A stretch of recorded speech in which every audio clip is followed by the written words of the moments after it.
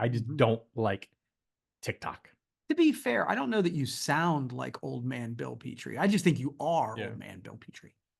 That's funny, and you're gonna use that as the open, I'm sure, even though you shouldn't.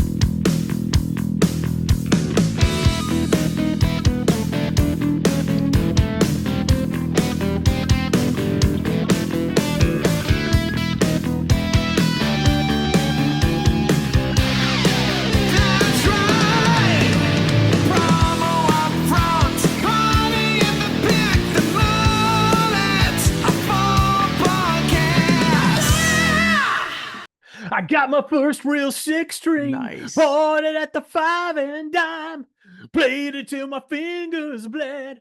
Was the summer of '69, and that is exactly how we're going to start off episode Love number it. 218 of the Promo Upfront podcast. I am one of your hosts, Bill Petrie. With me, as always, let's call him the Baron of Boredom, the one and only Kirby Hasseman. Kirby, how the hell are you? I'm doing pretty well. Love Brian Adams. That's a good one. I haven't heard that song in a little bit, so that's a good one. Doing pretty well. It's hard to believe that we are into September already. Yeah. Entering kind of a crazy season in our industry, crazy season for business. So really, and I've had a couple people out of the office here recently, and so that's always a challenge trying to juggle all that and still step in for those roles. But other than that, Yeah. I'm doing great, man. How about you? Doing good. Finally, some great weather. I mean, it Oh is yeah, absolutely, football season is kicked off, which is fabulous. yeah. And great weather here in Nashville, like highs in the high 70s, Mm. lows in the low 60s, high 50s. So a lot of time outside cooking, a lot of outside Mm. time watching some football and just really enjoying time. But that got me to thinking, Kirby, Okay. that I need to read our sponsor read for Okay. today. Okay. Hey, Kirby, we all agree it's important to stand out, especially in an industry where far too often competition is selling the same products from the same Mm. suppliers Yeah. at the same price. Well, thankfully, we have a solution for you. Instead of simply putting a logo on a product, how about showing your client some completely kick-ass branded merchandise? You know what I'm talking about, Kirby? I The do. type of merchandise that gets that wow and aha moment from clients, right? You know what I'm talking about. Yeah, I think Yeah. so many times we want to take stuff that's off the shelf, and that's never going to be something that completely wows. If you can give them something they've never seen before, that can really make a difference in a brand. 100%. Well, Kirby, then you need to look no further than our good pals over at Seven Sourcing because they're the experts in the field. They work with distributors to help them source custom orders direct from fully vetted overseas factories, and they do it without having to deal with the factories themselves.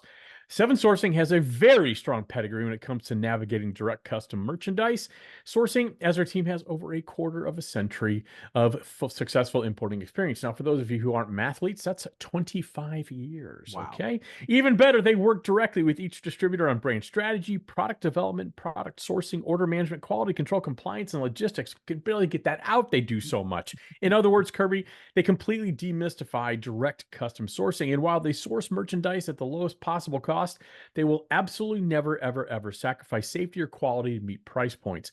Seven Sourcing isn't interested in meeting expectations. They only strive to exceed them. And Russ Mogel and his team Yeah. do such a great job with that. Now, Kirby, wouldn't you say this is a tremendous opportunity for distributors to wow their clients with fully custom merchandise? Absolutely, and I think now's the perfect time to reach out to them, right? When you Mhm. folks are kind of open to ideas, they're open to creative stuff right this time of year, like we talked about. So it's the perfect time to reach out to Yeah. Russ and his team. Well, and this is, we talk about trying to create sticky clients. Mhm. One way to do that and differentiate yourself is truly custom merchandise sourcing. Now, yeah, it takes a little bit longer. Average order length is about 75 days, but isn't that extra planning worth it to get that wow moment? Kirby and I sure as hell think so. Hey, so when you're ready to turn your great merchandise idea into something, I don't know, something that becomes an iconic brand, reach out to Seven Sourcing at sales@sevensourcing.com. Russ and his team going to take care of you. All right, Kirby, we're at episode number 218, Wow. which is for people who aren't aware, that is one more than 217, one less than 219. So we're right in the sweet spot of those two numbers, which kind of excites me, gets me going. You have the upfront portion of the podcast this morning. Nobody wants to listen to me yammer on. I'd like to get right to that topic. I'd like to go ahead and just fire off this podcast. Let's kick it off with a bang. There's no need to drag our feet. It's time right now to go ahead and give us that topic that you so carefully crafted over the last 3, possibly 4 days, that you've been champing at the bit 3 to go minutes. ahead and share with us so we could talk about it here on the podcast, which is the Promo Upfront Podcast. Kirby Hasseman, Bill Petrie here with you. So we're going to kick that podcast off right now. No more wasting time. Let's get to it. Kirby, please tell us that topic of your choosing. All right. So, we're entering, I think you have a different season that you call the silly season, but this is the season that I sort of call the silly season. It's the, September's come. And so we're starting with end of year orders, hopefully, right? Ideally. Yeah. All the shows, I'm sure suppliers, it's crazy for them right about now. Rushes, craziness, all that sort of thing. And so we'll have that as one layer or pillar of this conversation. Number two, I've been strangely struggling with sort of mental states right now. I've been more negative than usual, and I think you've known me for a long time. I mean, I'm usually a fairly positive guy, and I to the point where I'm like saying to my wife, I'm struggling to stay that way.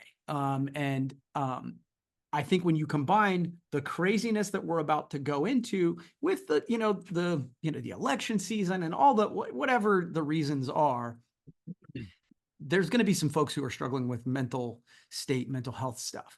And so what I thought might be helpful, I've been thinking a lot about this. And so about how, and I came to an epiphany recently about one of the things that I've been doing that has been hurting my mental state. And so thought it might be good. And we can go back and forth, or I can go and you can just tell me what you think of my thoughts of ways that I improve or try to keep myself in a better state so that I'm not in a place of frustration or negativity. So does that make sense?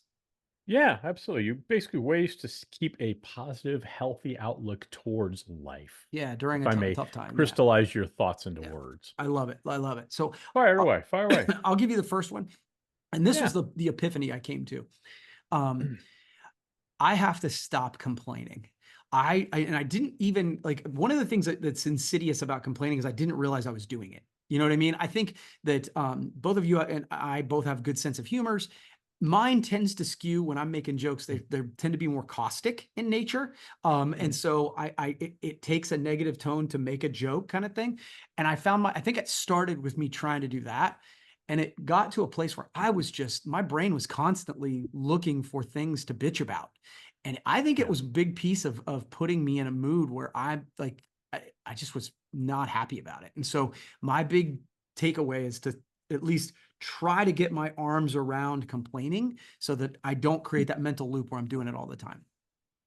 And I get that. And I think that works for you. I would, what your kind of self-awareness there, I think is accurate.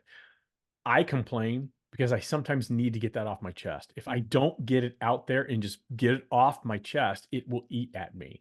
The key is, and that's for me. So I do complain about things, and I have no problem with it, but I don't dwell on it. Once I've said it, if I complain about it, there's either a solution that needs to be implemented. So I tell my kids all the time, you got a problem, don't complain to me without a solution. Right. It's not, so I need to get that off because my sense of humor is much more self-effacing. It's tend to be I tend to diminish whatever I'm doing because it makes me feel that's just the way I joke. But for me, I have to, for my mental health, if I didn't moan a little bit, hopefully in a humorous way, not in a woe me, poor me, pity me way, that would really cause me the negative energy you're feeling that you do. So, and that's what's interesting. Everybody's different. And I totally get what you're saying that, hey, putting that negativity out there makes me feel worse. I don't put everything negative out there in my mind, but I think you know me well enough. If something's on my mind, and I will share that, whether it's positive or negative, but then once it's done, it's done. I move right on. And again, I think it's for different people. I love your epiphany that, hey, that's not working for me anymore. Right. And I think that's the thing. What works or doesn't work for you? I love that. Yeah, for me, it creates a habit loop. There's a trigger, and then the piece around it is that my brain starts to look for shit to complain about, rather than the opposite. And so that was a big thing. And then I've been struggling to disconnect. Like and I guess that I wanted to get your take on this because Yeah. you work from home. So, I and do. I don't, but yet I do. Yeah. And what Yep. I've realized is I go to the office to work and then I come home and go directly to my office and work. Yeah. Right. Like, and Yeah. so it's like, I don't work from home, except I just Yeah. work like all the time. And so like last night we had a little bit of a fire. You mentioned the weather and it was beautiful. And we just sat outside away from everything. And I was like, an hour of that was incredibly valuable to me. And so I know you do some of that. Yeah, it's real interesting that you bring this up because this is going to be part of my next topic, but it works here. So my topic's not shat upon, for lack of a better term. Okay. First of all, I do think we all struggle to disconnect. We have these miraculous machines that our cell phones that keep us connected 24/7. But I think studies will show you that we are more unhealthy mentally as a society because we're always connected. Yeah. Something I did earlier this week, and I think I'm going to write a blog about it because there's a lot more I want to talk about it. I get up in the morning. You work out. I think you do your running pretty much in the afternoon, maybe late morning, or I don't know when both you do actually it. right now. Okay. Yeah. All right. So I get up. If I don't exercise first thing in the morning, I just won't do it, generally speaking. So I go first thing in the morning. That starts my day. That's my time. For me. And then I get, I'm in the office probably by 6:30 in the morning, and I work till 6:37 at night most days. That's a lot. And I don't leave, I'm just working. So, and then I'll go watch TV or something, and I have my phone with me because we often do that. Sure. And I keep seeing notifications. Yep. I have I've turned off my email notifications on my phone. Me too. Yeah. I Big did that on Monday because it was Labor Day. I was trying to relax, and out of the corner of my eye, I see my phone light up, and I'm like, "What's that?" And I'm like, "I'm not even in the moment here because I will check email. I'll probably check it once or twice an hour anyway, because we all pick up our phones. It's habit at this point. But now if I don't want to, I don't have to. I don't. I don't see a little red number there. I get no notifications. Yep. It's sitting there, so it's taking control back of the input I'm getting. Yeah. Because there's so much input we're getting. And I will tell you, I have felt less stressed. Yeah. I've been more productive during the day because I have my phone by my computer. And if I see it light up, I'm like, what's that? And it distracts me from what I'm doing, makes me less productive, less efficient. Yeah. So I hear exactly what you're saying. So that's the strategy I use. I like really that one. try. It's worked for me because what would happen is it'd be 8:30 at night watching TV, and I'd see an email come in, and I'd feel compelled. I want to answer that. Yeah. So it's easier just to walk in the office because I can type faster than I can use my thumbs on a same. email. 100%. Yeah. But what kind of life is that? Yeah. Well, What kind of life that's is that? exactly. Yeah, that's exactly it. Yeah. I'm with you on this one. And and there are some things. Yeah, there are some things that do need immediacy, and I'm not missing any of that. Yeah. But I will tell you, it was I'm going to go through this weekend as I'm sitting outside watching football and go through all the things I get notifications on and really be very deliberate about what do I want to be notified on? Because now that I'm in control of email on my phone, I can check it whenever I want. It's just not thrown at me. Yeah. I cannot tell you how much better I feel. Yeah, that's a really good one. It is something. It's funny that you and I haven't talked about that. That's something I did a while back. And the note there's on my phone, I want to say Marco Polo, which I use with my team. Yeah. Snapchat, which is essentially with my kids, and text messages. Those are the only things. Well, again, that's where they're at. I don't give a shit. No, Wherever the kids are at, that's where I'm at. No, my kids are too, and so I just don't like. I don't like the platform personally. But my point is, those are the three places. Those are the only three places that have notifications. And if like group texts, like that's why I get so frustrated with group texts, because I'm like, no, that's not why I have these notifications on. So I'm with you on this. I've said for years when my kids would be not present with us and they'd be on their phones because, I just got text, I got to respond to this. Yeah. I've said it, and I don't know if I lived it until very recently, is that, these machines, this handheld portable computer you have with you at all times, It's for your convenience, not Yes. everybody else's. It's Yeah. for so, and I took that to heart. It's my convenience when it's convenient for me when I'm not working to check email when I want to. Maybe Yes. I'm bored. Maybe I'm waiting for an email from a client. Maybe I'm waiting for a contract to come in. I don't know, but Yeah. it's my decision. Yes. And what we have slowly done in our societies, we've given everybody else control over the input we get in our lives. Yeah, And it's 100%. very detrimental. Well, Good topic. yeah, it's a good one. I'd love to hear from other people about what they do. I mean, Yes. I have a whole list of other things that I've been working on, but I don't want to belabor the whole podcast on it. But yeah, No. it's something I think that is a struggle right now. We could have the whole podcast on this. And absolutely, I would like all three of our listeners, I think we're maybe up to 4, to chime in. Let us know, what are your strategies to truly disconnect? Because and we're going to talk about this in a second. So Okay, let's do it. let's tease real quick. Hey, put a Kirby, thumb in before that. we get into that topic of my choosing, Yep. Kirby, what's interesting to me is I put on my spectacles. Yep. Many people know how to build a business in our industry, but few really understand not only when to sell the business, but the process involved to ensure that the right partner is found and to maximize the return on your investment. Well, honestly, what you need is an expert, especially one in the promotional products industry, to help you. And this is why I love our pals over at Certified Marketing Consultants. Jamie Watson and her team have decades of experience facilitating private company sales in our space, in the branded merchandise world. Yep. So to help you evaluate if it's time to sell your business, reach out to our good pals over at Certified Marketing Consultants at info@certifiedmarketing.com. They'll have a confidential discussion with you, look at your business, and see if indeed it is the right time to sell your business and maximize all the work you've put in. All right, Kirby. So the topic I have, and it relates to yours a little Okay. bit tangentially. I think we ended up kind of bleeding in, so it was really a nice segue. I've titled this Resurrecting Boredom. Mm. Boredom is dead. It really is, because, and I know you hate when I say something is dead or alive. You do, but I need It's you. all right. I'm with you. I think you'll agree with this one. Cell phones have really killed boredom. Mm. There's never a time where we're not on phones or in front of screens. So recent study.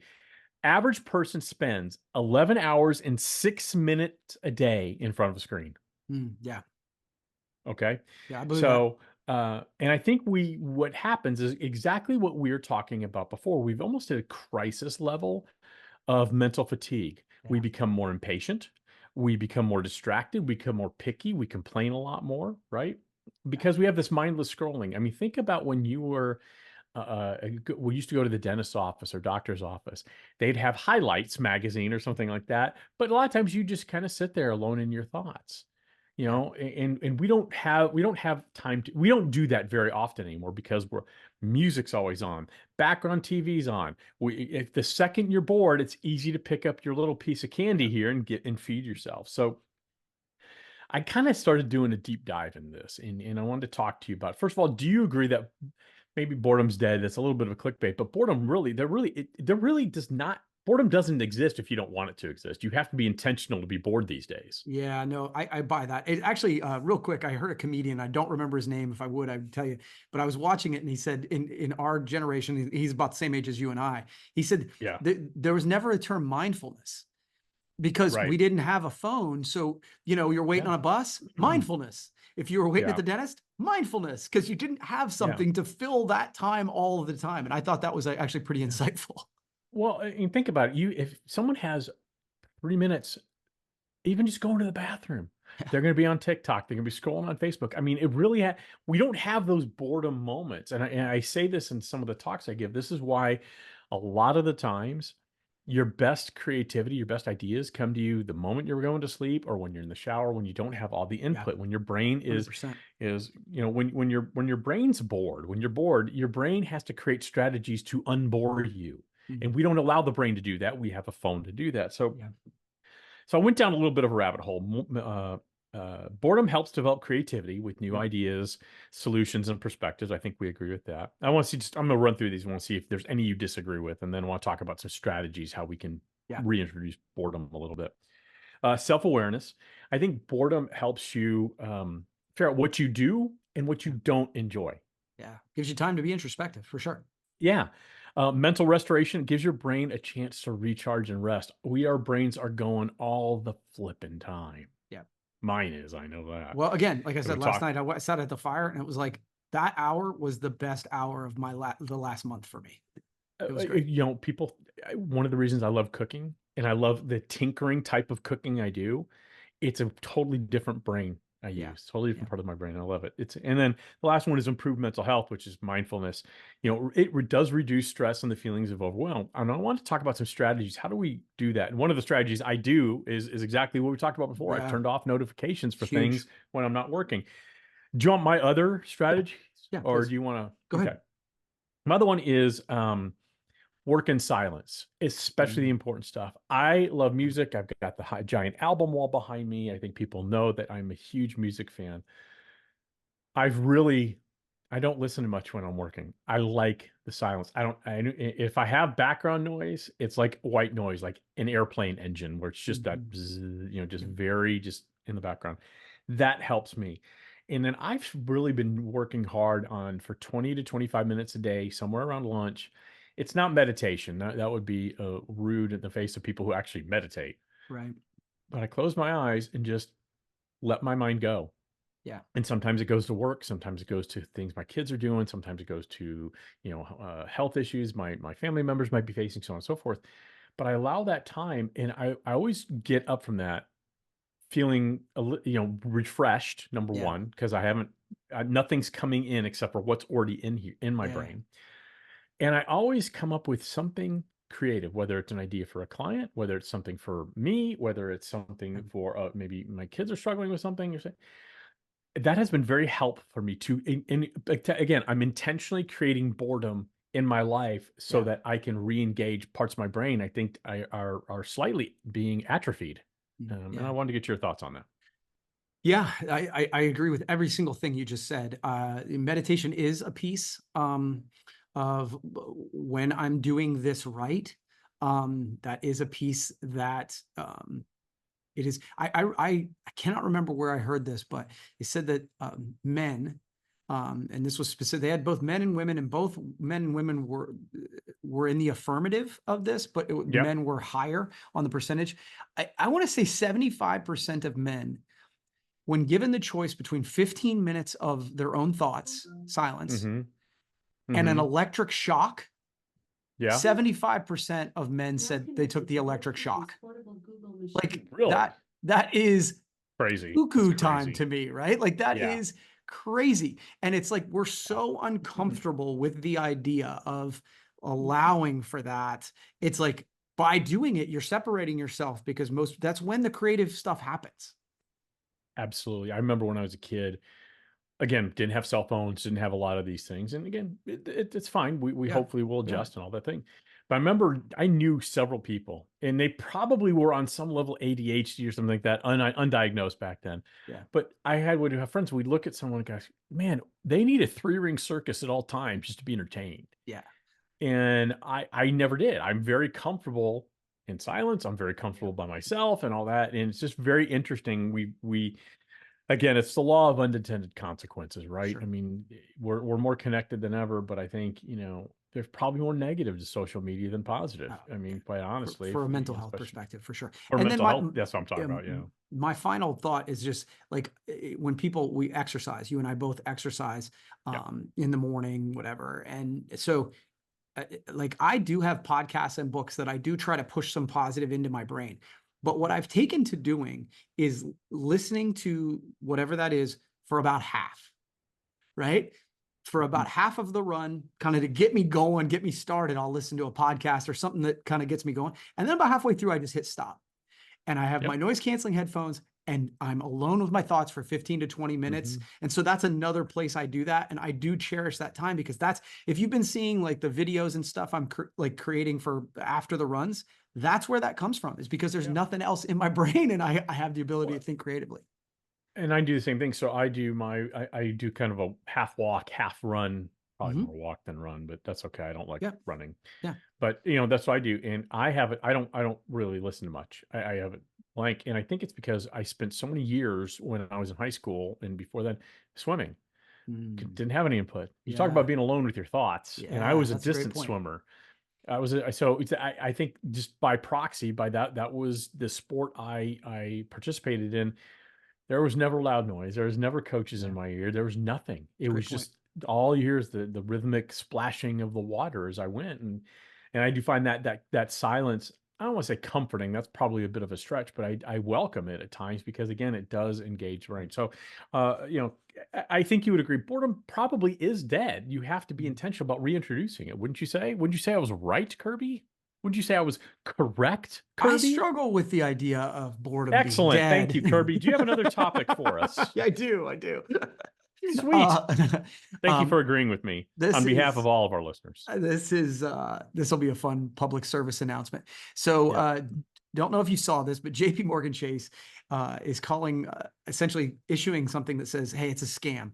You can't come to our ATMs and take more money out than you actually have. So there's a TikTok trend where people okay. were making deposits and then quickly taking money out that they didn't actually have. Right, writing hot checks, right? Yeah. Well, they were literally just taking it right out of the ATM. So I think they were Yeah, but I making mean, the they're deposit. putting money in. They were it was a hot check, though, right? Right. It's something like that. Yeah. Yes. Okay. And so then they're taking the money out right away so that they're getting Yeah. cash. And like, this was a trend.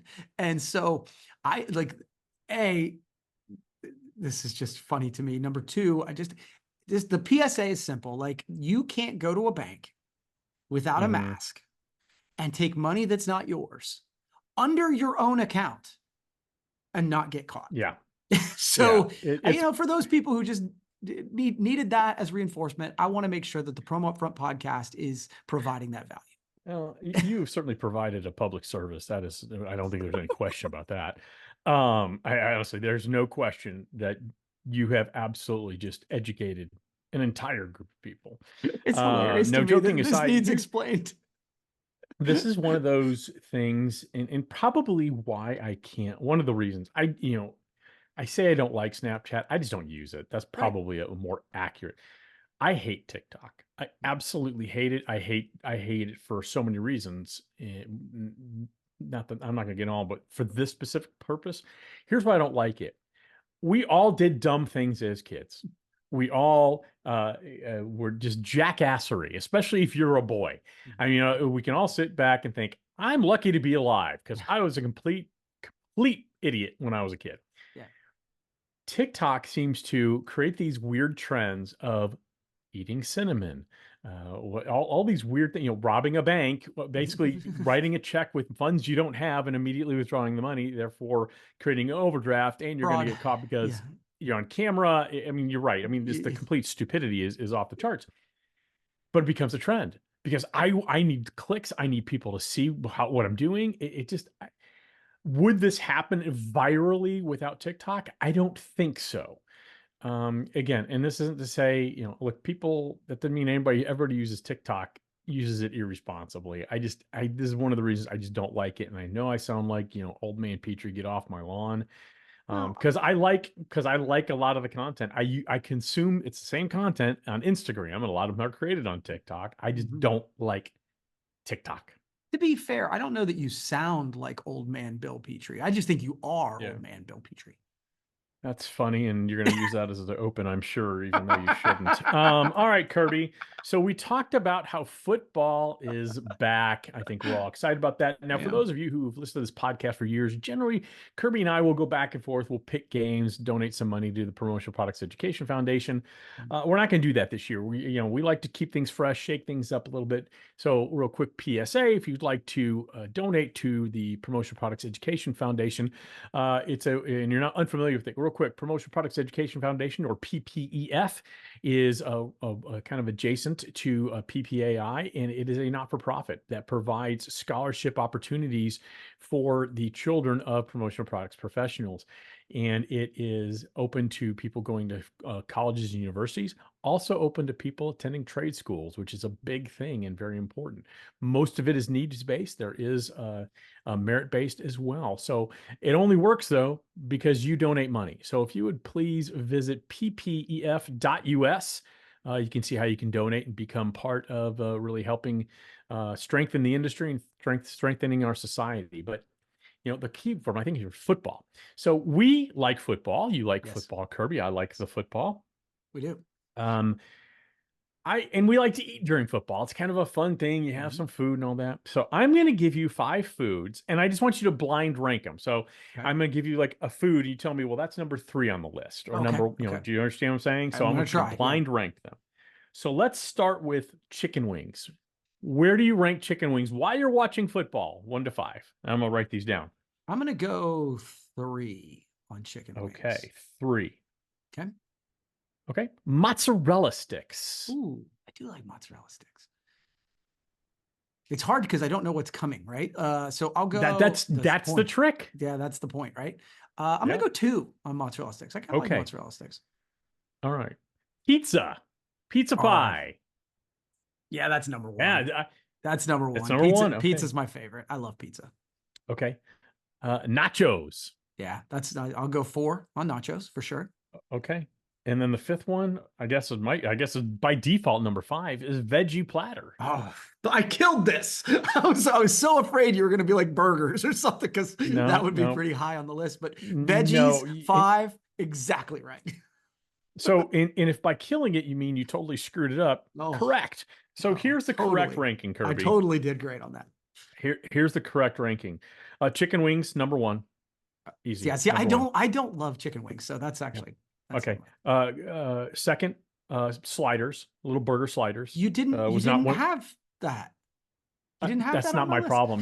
You very rarely listen to any of the rules to these games. It's You like, could have I very was easily waiting said on sliders. I was but you waiting. didn't. Yeah. That does not feel like my failure. It feels like your failure, and it feels like you're projecting it on me. And frankly, I don't like it. Okay, cool. Uh, So that's sliders number 1A, apparently. mozzarella sticks, 8. Okay. Nachos, not on the list. Too messy to eat. But chips and guacamole, number 3. Not at all on the list. Okay, cool. All right. And Awesome. veggie platter also on the list. No, actually, you did pretty well. I just thought it'd be fun to blind rank these things. that was really fun. weren't I any like wrong that one. answers. Yeah. Yeah. All right. Yeah. I know what else I like, Kirby. I You don't know? Yeah, I don't know. I think we have established that. I like custom sourcing Mm, over custom. In fact, I like custom overseas sourcing, but That's a good only point.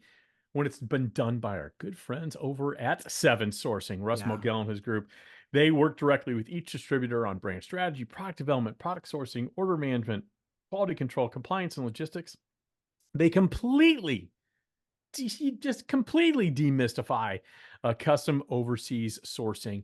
They know what they're doing. They've been doing it for decades, and they are going to help you take your next idea and turn it into a truly iconic brand for your clients. And you talk about getting a client and making them remember you because you offered something nobody else did. This is absolutely one of the best, if not the best way to do it.